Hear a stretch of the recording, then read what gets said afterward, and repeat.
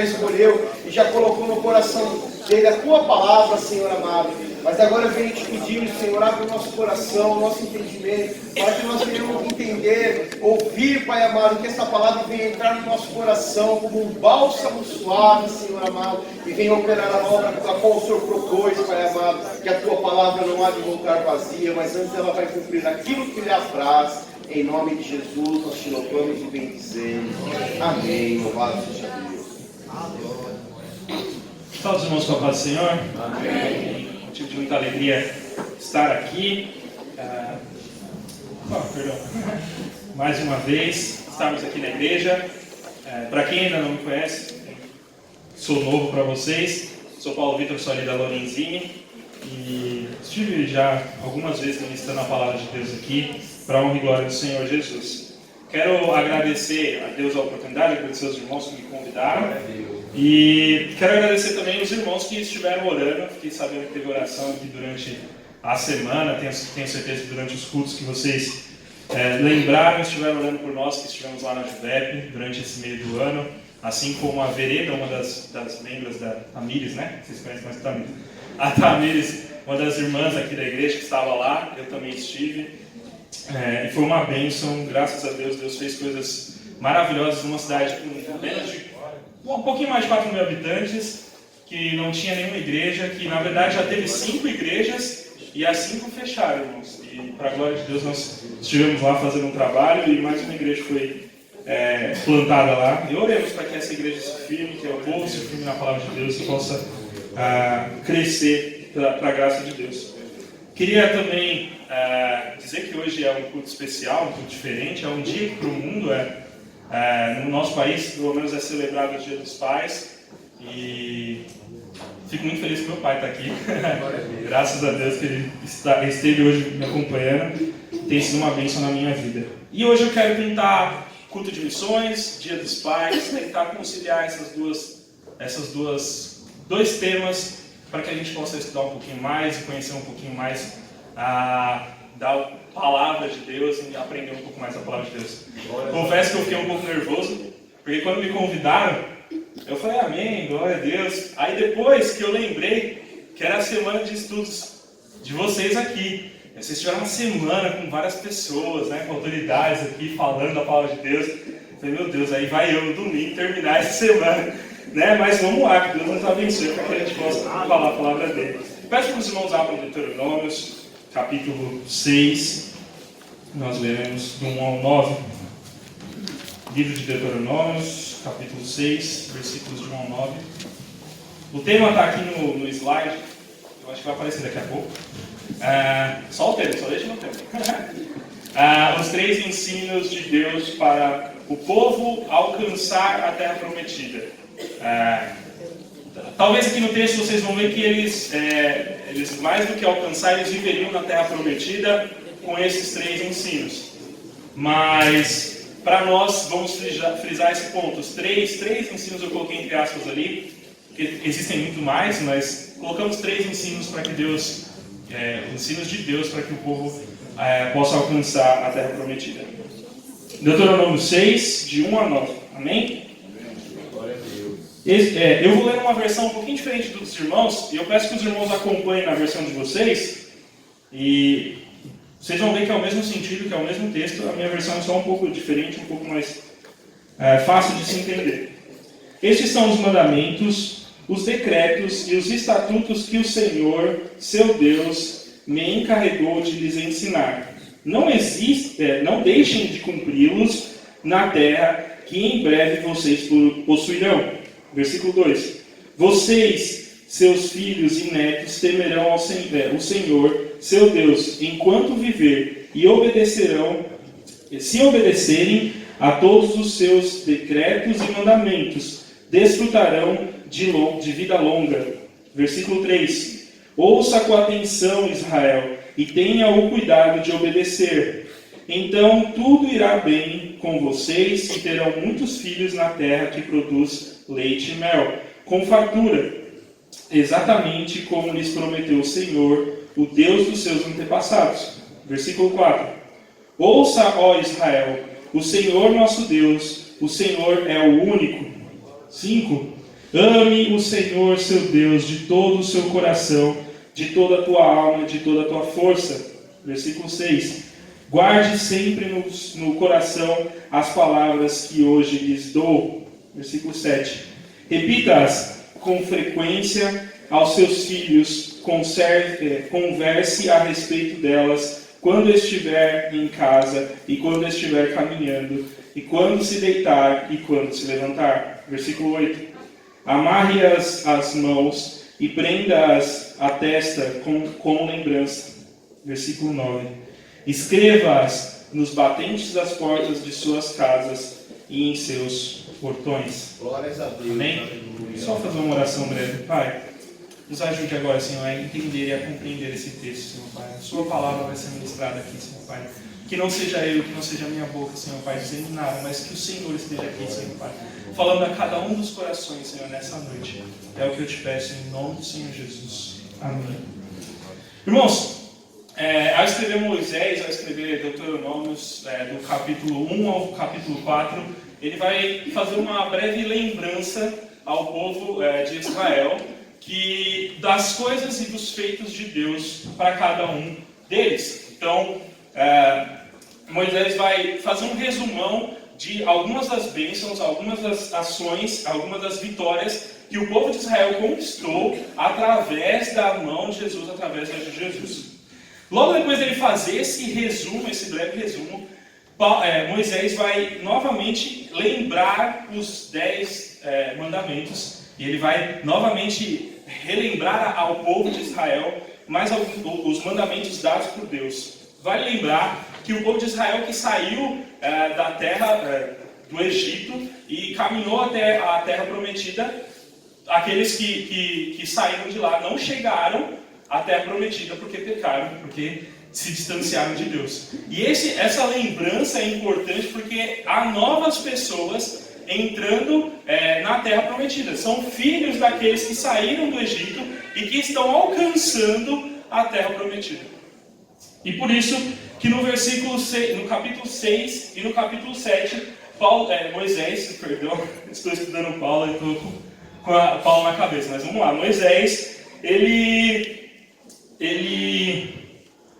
vai colocar para o povo de Israel porque eles devem obedecer e quais são as vantagens, olha isso, quais são as vantagens que o povo de Israel tem em obedecer a Deus. Então, é mais ou menos um resumo de tudo que aconteceu naqueles 40 anos para aquelas novas pessoas que alcançariam, que poderiam alcançar a terra prometida, desde que eles obedecessem a palavra de Deus e seguissem alguns desses mandamentos. Então, nós vamos entender como que Moisés chega para colocar isso para o povo no capítulo 6. Amém? E aí, nós entendemos o seguinte: por que devemos obedecer em um mundo que a maioria das pessoas, a maior parte das pessoas, desobedece? Talvez esse é o nosso pensamento nos dias de hoje, e esse era o pensamento do povo de Israel naqueles dias, né? Nós obedecemos a um Deus, sendo que existem diversos deuses. Por que nós devemos obedecer a esse único Deus? E quais seriam as vantagens que nós teríamos? E Moisés está aí fazendo um resumo e uma junção para que esses novos cristãos entendessem quais eram os objetivos de Deus, quais eram as vantagens de obedecer a Deus. É claro que a gente precisa fazer uma distinção para os nossos dias de hoje, então, conforme eu for falando, eu vou deixar bem claro para vocês que não somos o povo de Israel. Nós até gostamos da bandeira de Israel, e tem igrejas que colocam a bandeira de Israel ali, né? A gente tem nos dias modernos que gostamos do país de Israel, né? Nos tempos modernos que gostamos de Israel, mas nós não somos Israel e não recebemos as bênçãos que Deus prometeu a Israel. Para nós, Ele tem outras bênçãos, e nós vamos falar sobre elas, mas são bênçãos dadas para nós, povo de Deus. Amém? E aí, para isso, nós precisamos, então, entender o contexto daquilo que Deus está falando e a gente vai tirar. É óbvio também que a gente tem que lembrar que Deus deu essas leis com mais do que um objetivo, simplesmente de criar um estatuto. Olha, como eu sou Deus, eu vou criar um estatuto aqui. Deus era o governante daquela nação. E vocês imaginam 2 milhões de pessoas vivendo, lutando juntas, trabalhando juntas, sem nenhuma regra, sem nenhuma ordem. Então, Deus cria assim também os mandamentos, e alguns desses mandamentos, para criar uma organização no povo de Israel, que, como a gente viu no versículo 1, estaria entrando na terra prometida. Amém? Amém. Então vamos voltar lá no versículo 1 e 2, que diz o seguinte, ó. Estes são os mandamentos, os decretos e os estatutos que o Senhor seu Deus me encarregou de lhes ensinar. Não deixem de cumpri-los na terra que em breve vocês possuirão. Vocês, seus filhos e seus netos temerão ao Senhor, seu Deus, enquanto viverem. Se obedecerem a todos os seus decretos e mandamentos, desfrutarão de vida longa. Ou seja, eles ainda não tinham alcançado a terra. Moisés estava fazendo esse resumo antes deles alcançarem a terra. Provavelmente Moisés já sabia que ele não entraria, então já está aqui dando ordens e colocando um caminho a ser seguido para esses que possuíam a terra. E ele dá essa ordenança. Então, esses decretos que eu acabei de falar no capítulo 5, para que vocês entendam o contexto, esses decretos que eu acabei de falar no capítulo 5, vocês devem obedecer, cumpri-los aqui e na terra que vocês vão possuir. E se vocês cumprirem esses decretos, se vocês cumprirem esses mandamentos, vocês terão vida longa. Não só vocês, como seus filhos e como seus netos. É verdade que Moisés já tinha falado lá no capítulo 4 sobre o amor de Deus para com Israel e também o amor de Deus de Israel para com Deus. E logo após ele fala sobre as leis. Moisés já estava enfatizando os motivos pelo qual o povo deveria guardar essas leis, por amor a Deus. Mas a gente já vai ver isso aqui na frente. Tem uma coisa interessante sobre esse texto, é que em Deuteronômios mesmo, só que Moisés vai falar sobre chamar Canaã sobre a terra que mana leite e mel. E uma coisa interessante sobre o mana leite e mel, talvez eu acho que a maioria dos irmãos já saiba isso, mas é bom a gente refrisar que quando ele usa esse texto é para mostrar que nessa terra teria de tudo, ela seria próspera em tudo. Por quê? Porque o leite simbolizava para o povo de Israel o sustento comum, o sustento semanal, era o sustento deles, simbolizava o leite. E o mel era como luxo, né? Aquele a mais, aquele negócio especial, o melzinho. Então, Moisés está aqui tentando dizer ao povo o seguinte, olha, na terra que vocês vão entrar, nessa terra que Deus prometeu aos seus antepassados, e que vocês vão conquistar, essa terra te dá desde o básico até o luxo. Ela vai te dar tudo. Ela vai te suprir em todas as suas necessidades. E aí no versículo 3, diz assim, ouça com atenção, Israel, e tenham o cuidado de obedecer. Então, tudo irá bem com vocês, e terão muitos filhos na terra que produz leite e mel, com fartura. Exatamente como lhes prometeu o Senhor Deus aos seus antepassados. O foco de Moisés é mostrar que a importância do povo em obedecer. E mostrar um compromisso, uma aliança que Deus já tinha tido com os seus antepassados. Esse povo não viveu talvez todas as experiências, ou não tinha conhecimento total de todas as experiências, e tudo aquilo que Deus já tinha prometido. Mas Moisés quer mostrar para eles que mesmo aquele povo do passado que pecou, qual Deus prometeu, mas pecou e perdeu esse direito, a aliança era com eles. E Deus estava cumprindo a aliança, mesmo com a obediência deles. E aí tenta mostrar a importância de obedecer. Porque olha, a aliança foi com eles, mas eles obedeceram. E aí perderam a chance de viver a experiência de morar na terra que mana leite e mel. No versículo 4, diz assim, ouça, ó Israel, o Senhor nosso Deus, o Senhor é o único Deus. E aleluia, glória a Deus. Esse texto, ele foi modificado com o tempo, com os anos que se passaram. Lembrando que nós estamos né, há 5.000 anos atrás. Com o tempo esse texto mudou um pouco, mas ele ainda é comum a Israel. Hoje ele é proferido mais ou menos assim: Yahvé, Elohim, Yahvé é o único Senhor. Esse é um Shema, que fala, Shema, que é uma pronúncia com uma confissão de fé israelita comum, né? E os mais ortodoxos falam ela o tempo todo, falam pelo menos toda manhã ou toda noite, em todas as suas orações. Yahvé, Elohim, Yahvé é o único Senhor. E um ponto interessante desse texto que me chamou a atenção é o único nesse texto não ser único de um, mas sim de unidade. Como se fosse uma singularidade, uma unidade numérica. Então, não quer dizer que ele seja exatamente um, mas um conjunto que forma um. Que para nós, que lemos a palavra de Deus, já entendemos que essa unidade que se torna um é a Trindade. Essa mesma palavra no hebraico é usada para a unidade de Adão e Eva, lá em Gênesis 2. Então, 2 fazendo um, né, se formando um. Aí aqui no caso, 3 se formando um, nosso Deus trino, né, se formando um só. Só um detalhe do texto que eu achei interessante que a gente pudesse compartilhar. Mas essa Shema que o povo de Israel pronuncia, os ortodoxos até hoje, que o Senhor é o único Senhor, nas nossas vidas também é uma verdade, mas com um acréscimo, com um adendo a mais. Além de o Senhor ser o nosso único Deus, e o único Deus existente, Cristo é o nosso único e suficiente Salvador. Então nós, ao proferirmos a nossa Shema, digamos assim, nós devemos dizer sim, Deus é o único Deus e Jesus Cristo é o nosso único Salvador. Essa deve ser a nossa Shema.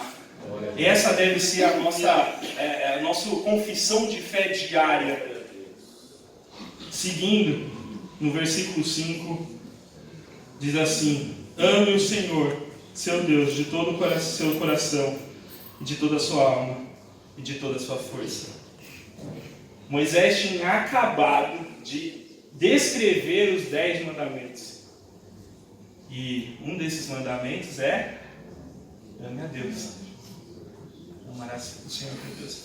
E propositalmente Moisés volta a reafirmar isso no capítulo 6. Ou seja, aquilo que a gente vai ouvir anos depois, lá de Jesus Cristo, quando perguntam para ele qual é o maior dos mandamentos, e ele vai dizer: amarás ao Senhor teu Deus.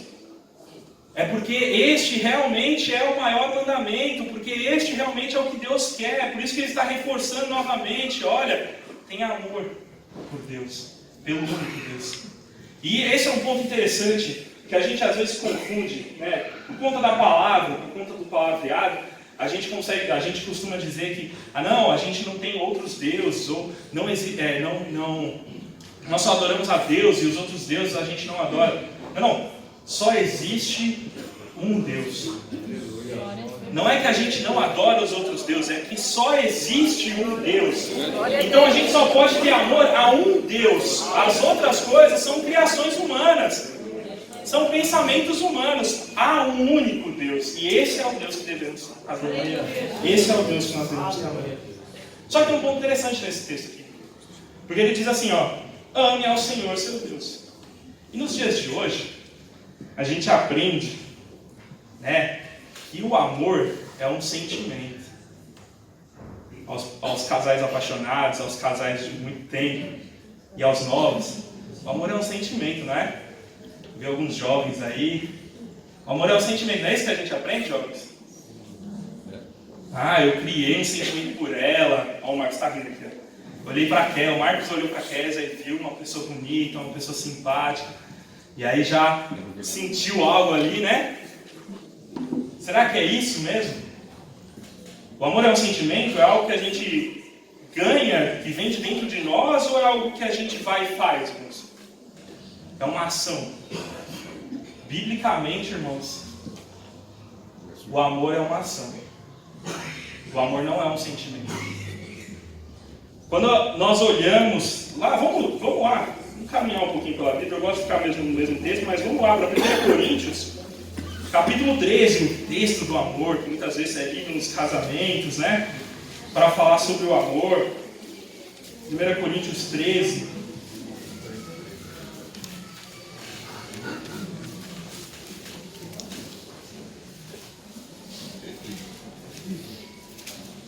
Versículos 4 a 7, olha o que fala.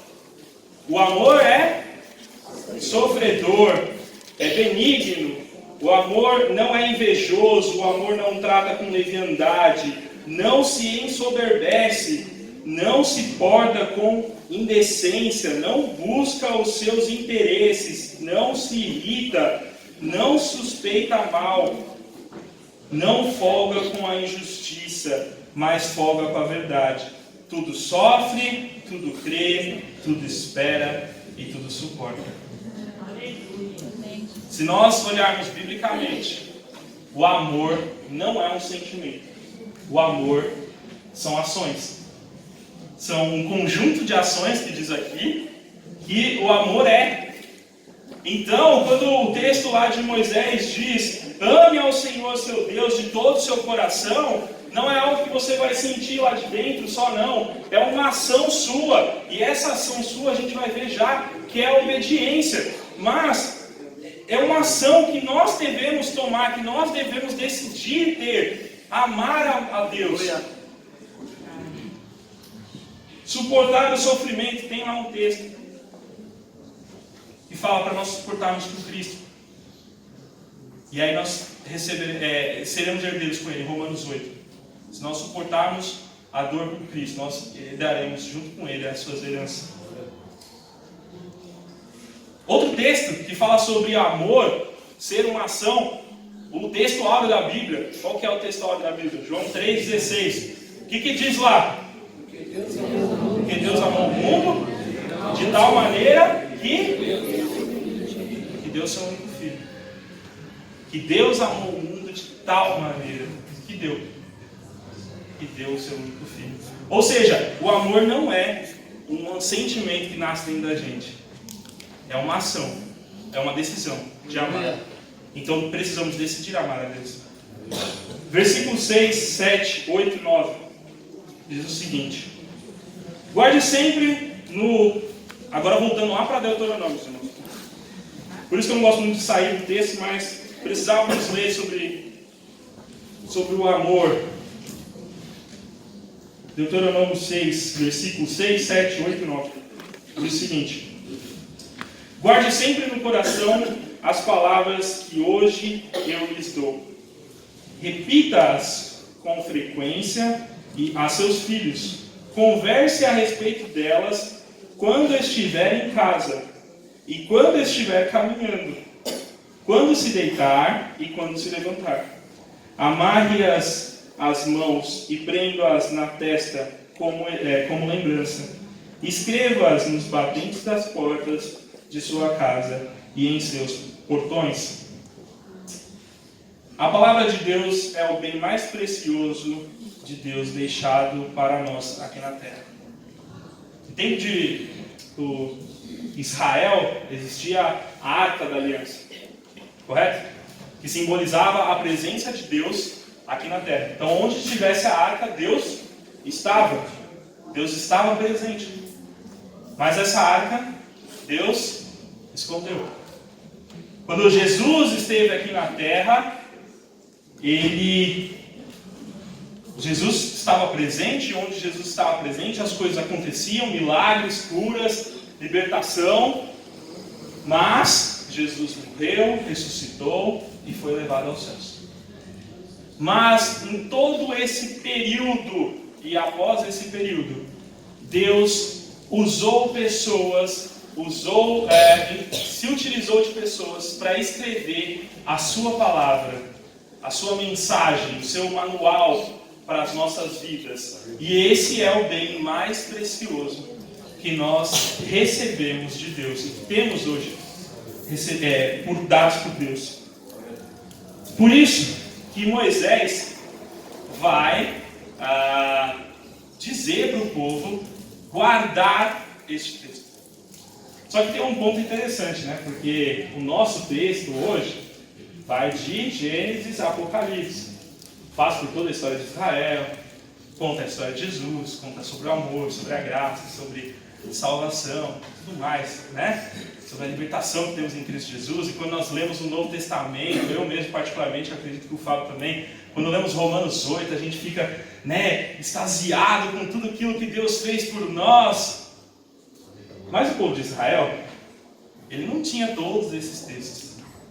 Ele tinha apenas as leis. E Moisés aqui está falando especificamente de que texto? Dos 10 mandamentos que ele tinha acabado de passar para o povo no capítulo 5. Ou seja, era a lei que deveria estar gravada no coração dessa pessoa, era a lei que deveria estar entre os olhos para que ela pudesse ver, era a lei que deveria estar nas mãos, era a lei que deveria estar nas portas e nos batentes, e em tudo na vida da pessoa era a lei de Deus. E talvez isso seja difícil da gente aceitar, mas o salmista no Salmo 119 vai dizer que a lei era como mel. A lei é como a luz que guia, né, dentro da escuridão. A lei era como escudo, como tesouro, como liberdade. Isso a gente vai encontrar lá no Salmo 119. Como mel no versículo 103, como luz no versículo 105, tesouro lá no versículo 162, como liberdade no versículo 15. E mais do que isso, ela até trazia alegria no versículo 14. Aleluia. A lei era meditada de dia e de noite, como a gente vê no Salmo 1. É a verdade que a lei do Senhor foi mexida ao longo dos tempos. E muitas pessoas, e ela se tornou, por esses líderes que a mexeram, um fardo muito pesado para o povo de Israel. Se tornou algo muito difícil de se carregar. Mas a lei verdadeira, dada por Deus, ela primeiro revela quem é Deus. Em sua glória, em sua essência, em sua majestade. E mais do que isso, ela nos ensina a viver como seus filhos. Ela nos ensina a viver diante de Deus e nos aproximar desse Deus. No versículo 7, Moisés vai dar um ensino, e esse é um detalhe que a gente ainda vai abordar, que pede para que aqueles que estão ali ensinem os seus filhos a palavra. Olha lá, versículo 7. Repita-as com frequência aos seus filhos. Converse a respeito delas quando estiver em sua casa, e quando estiver caminhando, e quando se deitar, e quando se levantar. Então, uma outra instrução que a gente vê aqui é o ensino da palavra de Deus aos filhos. Aleluia, glória a Deus. Então, a palavra de Deus ela tem que estar no nosso coração, e assim estar na nossa boca. Essa mensagem nunca desaparecerá. Assim, essa mensagem nunca vai morrer. Aí a gente volta lá para o versículo 1. Assim vocês serão prósperos nessa terra. Assim vocês viverão nessa terra. Porque a mensagem de Deus não saiu dos vossos corações, não saiu da vossa boca. E ela não vai desaparecer. Nos versículos 8 e 9 a gente falou sobre esse detalhe de que a palavra de Deus deveria estar entre os olhos, estar nas mãos, estar nas entradas das casas. E eu queria mostrar para vocês o próximo slide, se puder. Dá para os irmãos ver? Tem um moço aqui no meio, né? E duas pessoas colocando o que a gente chama de tefilim, perdão. Tefilim.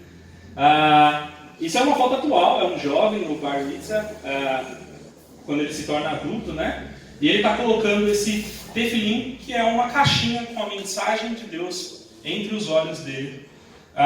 E nas mãos vocês conseguem ver as fitas que também estão nos mandamentos de Deus, escritos em hebraico.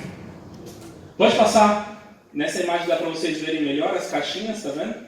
E as fitas ao lado. Então todo o judeu ortodoxo, ele ainda pratica toda vez que eles vão nos muros das lamentações, ou que eles vão fazer algum evento, alguma festa judaica, eles utilizam-se dessas ferramentas. E aí pode passar. E esse daí é o medusá. Acho que é assim que pronuncia. Dá pra ver que é uma caixinhazinha ali que fica presa na porta. Certo? Pode passar pro próximo. Então tá ali, ó. E dentro dela também está o texto. Isso ainda existe lá em Israel. Pode voltar lá para o slide 1. Obrigado. Isso ainda existe lá em Israel. Eu pedi para mostrar, eu pensei em mostrar para vocês, para que vocês vejam como ainda é levado a sério esse tipo de coisa. Só que nós, cristãos, temos que entender que a palavra de Deus, ela é feita de princípios que Deus coloca dentro dessa palavra. É verdade que naquele contexto, Moisés está falando com um povo totalmente diferente da gente, né? Em outras circunstâncias, em outras situações, mas o princípio da palavra ainda existe. E o princípio da palavra é que nós devemos viver com ela em todos os momentos da nossa vida. Mais do que dentro de uma caixinha ou dentro de um suportezinho que fica na nossa porta. Até hoje, quando eles entram na casa de uma pessoa que tem aquele medusá lá, eles colocam a mão ou beijam. Mas não é essa a essência que Deus está querendo transmitir naquele texto. Pelo contrário, a essência é: vivam isso nas suas vidas. Não é na porta, não é na caixinha na cabeça, mas é na sua vida. É na sua vida. E com isso eu entro nos 3 ensinos que Deus nos deu. O primeiro deles: Deus quer que o amemos e obedecendo os seus mandamentos. Ou seja, Deus quer que o amemos obedecendo os seus mandamentos. Quando nós voltamos lá no versículo 4, que diz: ame o seu Deus sobre todas as coisas. Perdão, versículo 5. Ame o Senhor seu Deus de todo o seu coração e de toda a sua alma e de toda a sua força. Esse amor que Deus está esperando de você é a obediência. Então, o primeiro princípio, o primeiro ensino, a primeira verdade para que nós alcancemos a terra prometida é viver, amar, obedecendo a Deus. Então, a nossa obediência a Deus é a demonstração de amor a Deus. E aí, nós vemos que Moisés reforçou, nós vimos que Moisés reforçou o amor. Nós vimos que Deus quer a nossa obediência para que nós possamos desfrutar das suas promessas. Lá no versículo 1. Nossas promessas não são as mesmas de Israel, mas Deus também nos deu promessas. Então, Israel tinha uma terra prometida. E não adianta eu dizer para vocês que aqui na terra vocês vão ter uma terra prometida para vocês viverem. Porque essa verdade foi dada para Israel. Mas para nós, Deus que nos garante uma vida com Ele, uma vida cuidada por Ele. Então, Israel tem lá a promessa de que teria leite e mel, ou seja, nada faltaria, desde o básico até o luxo. Para nós, Deus também promete que nenhum dos seus filhos ficaria sem um cuidado. Se Ele sustenta até os passarinhos, quem dirá nós? Ele quer que confessemos como o nosso único Senhor, como o nosso único Deus. Versículo 4. Então, esse amor também tem que ser confessado. Tem que ser com a Shema. Tem que ser dizendo: esse é o meu Deus, esse é o único Deus, esse é o verdadeiro Deus. Devemos obedecer com ação de fé, né, e obedecer a Deus amando também ao próximo. Porque lá no texto, no Novo Testamento, para nós ouvimos que o maior mandamento é amar a Deus sobre todas as coisas, mas também amar o seu próximo como a ti mesmo. Porque quando nós recebemos do amor de Deus e quando nós experimentamos do amor de Deus, fica fácil nós também decidirmos amar o nosso próximo. Fica fácil também decidir amar aquele que precisa. Porque se nós já decidimos amar a Deus, é também uma decisão amar o nosso irmão, mesmo que a gente não conheça. Quando nós entendemos o amor de Deus sobre nós, que está lá no capítulo 4 de Deuteronômio, aí a gente consegue entender como Ele nos amou. E quando nós decorremos mais na Bíblia, a gente começa a entender quais eram as circunstâncias em qual Ele nos amou.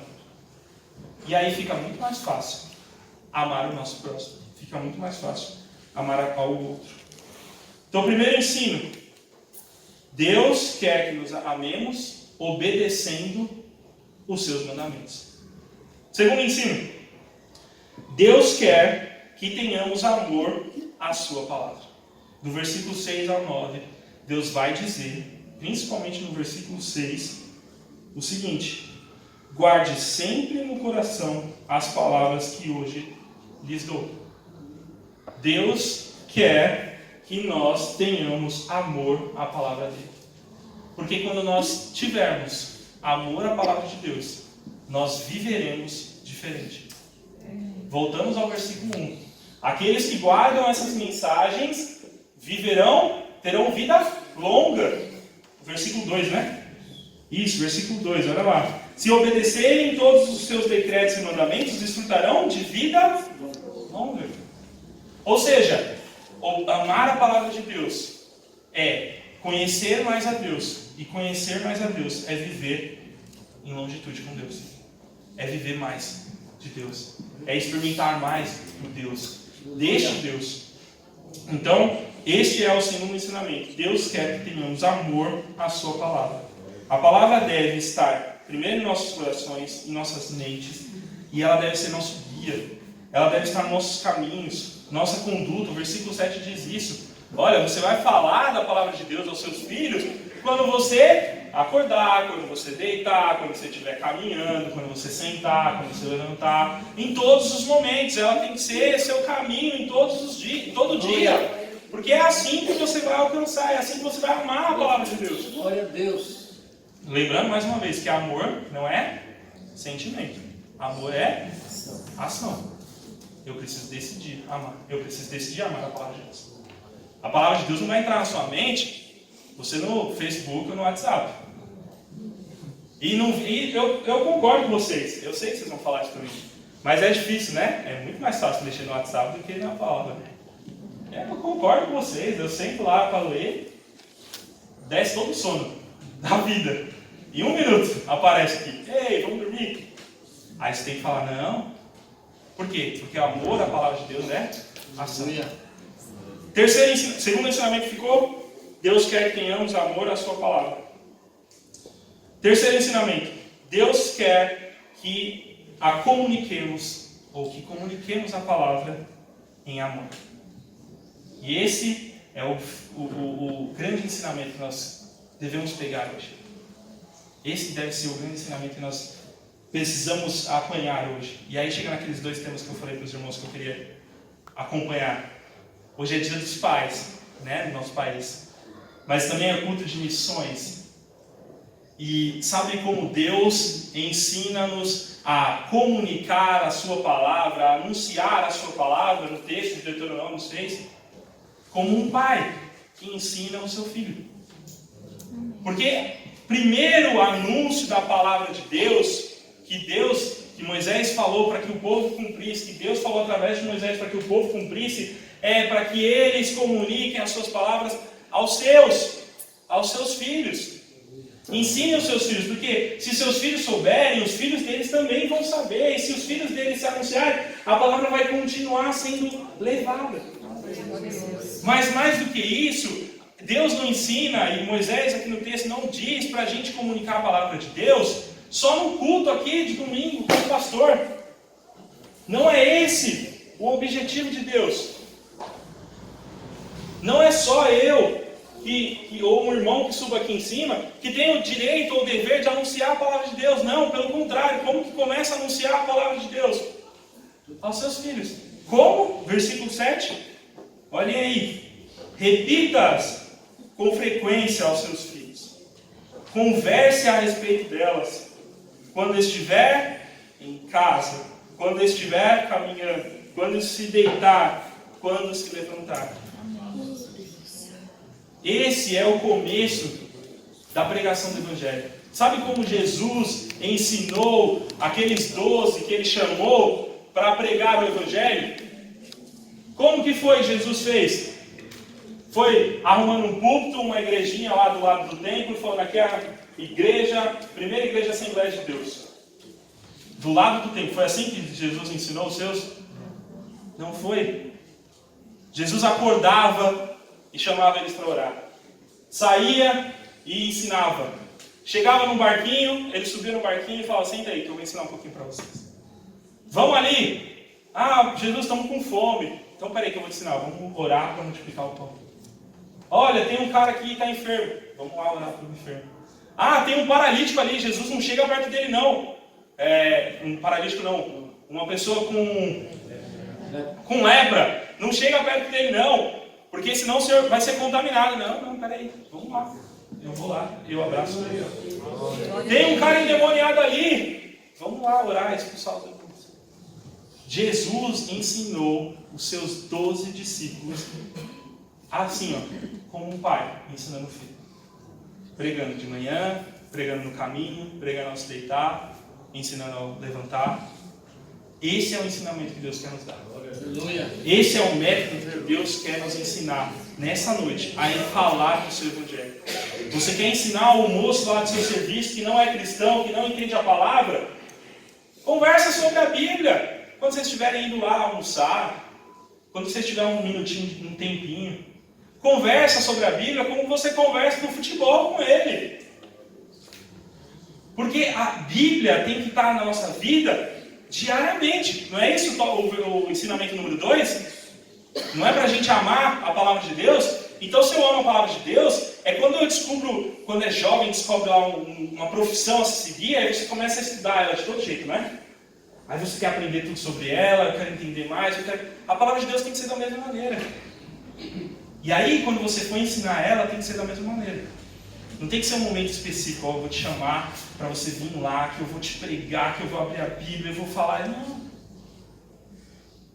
E com amor, principalmente. Porque amor é o centro aqui de tudo. Com amor. Hoje na lição dos jovens, se não me engano, né? Era falando sobre a pregação com amor, responder com amor. Essa tem que ser a nossa base. Amém? Estourei um pouquinho tempo. Mas espero que tenha fixado na cabeça de vocês. Devemos amar-nos em obediência a Deus e os mandamentos de Deus. Devemos amar a sua palavra. E devemos comunicar a sua palavra em amor. Amém? Feche os seus olhos. Pai, a sua palavra foi pregada, Senhor Pai. Deus, guarda a sua palavra nos nossos corações. Guarda a sua palavra nas nossas mentes, Pai. Para que nós possamos entender a princípio que nós devemos te amar sobre todas as coisas. Mas esse amor deve vir de nós em obediência à tua palavra, Deus. Não adianta dizer que amamos se não te obedecemos, ó Pai. Nos ajuda a te amar em obediência, em ações, Senhor Pai. Como o Senhor nos amou, dando o seu Filho, Pai, para morrer por nós naquela cruz, sem nós nem merecermos, Senhor Pai. Nos ajuda também, Senhor Pai, a amar a tua palavra, Deus, a buscar e a meditar nela de dia e de noite, Senhor Pai. A entendê-la como luz para os nossos caminhos, como direção tua, Senhor Pai, para que nós vivamos uma vida diferente diante de ti, ó Deus. Nos ensina também a compartilhar da tua palavra como um pai compartilha da palavra do seu filho, Senhor Pai. A princípio, se nós tivermos filhos, Senhor Pai, que nós comuniquemos a eles, Senhor Pai, que nós comuniquemos às nossas esposas, Senhor Pai, aos maridos, Senhor Pai, que comuniquemos aos primos, aos amigos, aos colegas de serviço, Pai. Mas se for para ir mais longe, que nós comuniquemos também como o Senhor Jesus Cristo comunicou aos discípulos, Senhor Pai, a palavra no dia a dia, no momento, Senhor Pai. Nos ajuda a te amar, Senhor Pai, cada vez mais, Senhor Pai, e a viver cada vez mais na tua presença, Senhor. Obrigado por tudo que o Senhor nos ensinou nessa noite, Senhor. É o que eu te peço, em nome do seu Filho amado Jesus Cristo. Amém. Agradeço a oportunidade, irmãos, em nome de Jesus.